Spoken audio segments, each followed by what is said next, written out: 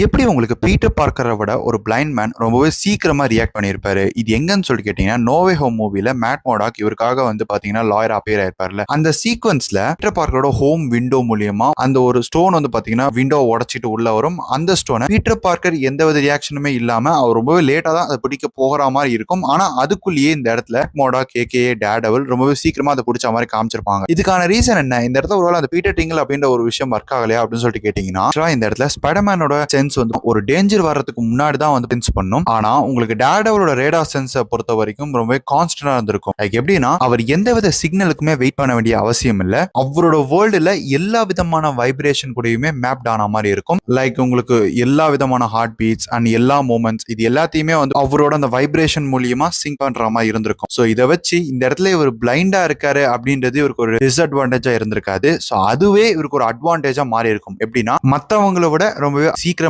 React பண்ணக்கூடிய ஒரு sense இவருக்கு கிடைச்சிருக்கு. ஸோ இதை பத்தி நீங்க என்ன நினைக்கிறீங்கன்றத கமெண்ட் செக்ஷன்ல கமெண்ட் பண்ணுங்க.